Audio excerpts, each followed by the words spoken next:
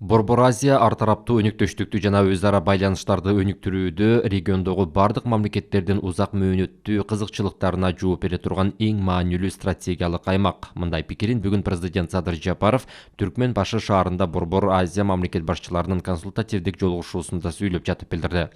Мамлекет башчысы быйыл Борбор Азия өлкөлөрү көз карандысыздыктын 30 жылдыгын белгилеп жатышкандыгына токтолду. Ошол өткөн мезгилдерден бери биз дүйнөлүк коомчулукта татыктуу ордубузду таптык, күч аракеттерибизди бириктирип, региондук кызматташтыгыбызды чыңдоого мезгил жетти. Борбор Азия мамлекеттеринде соода-экономикалык, транспорттук, логистикалык, суу энергетикалык байланыштарды кеңейтүү жана тереңдетүү, ошондой эле COVID-19 пандемиясынын кесепеттери менен күрөшүү боюнча аракеттерибизди бириктирүү үчүн бардык өбөлгөлөр бар деп белгиледи Садыр Жапаров. Анын айтымында региондогу өлкөлөр баарынан мурда тыгыз интеграцияланышы керек, экономикалык жактан бир бүтүн болуп айкалышып иштөө зарыл. Тактап айтканда, Борбор Азия өлкөлөрүнүн туруктуу өнүгүүсүнүн улуттук стратегиялары бири-бирин толуктап, ар биринин мүмкүнчүлүктөрүн эске алып турушу керек. Садыр Жапаров келерки жылы Борбор Азия өлкөлөрүнүн Бириккен Улуттар уюмга мүчө болушунун 30 жылдыгы белгиленерин эске салып, 2022 жылы Борбор Азия Бириккен Улуттар уюму саммитин өткөрүүнү сунуш кылды.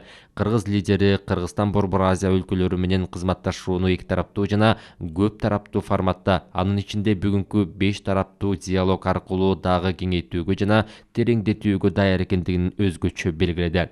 Мамлекет башчысы Борбор Азиядагы стабилдүүлүк менен өсүп өнүгүүнү камсыз кылуу үчүн өз ара пайдалуу болгон өңүттөгү чечимдерди табууда региондогу өнөктөштөр менен конструктивдүү диалогко даярдыгын билдирди.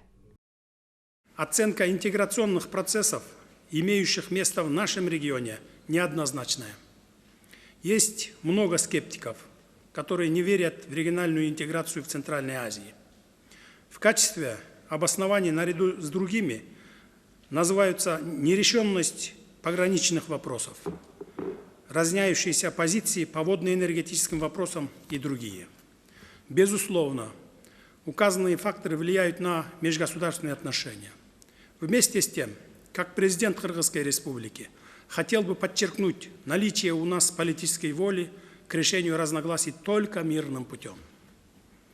Выражаю готовность к конструктивному диалогу с партнерами по региону для поиска решений во взаимовыгодном ключе во благо стабильности и процветания в Центральной Азии.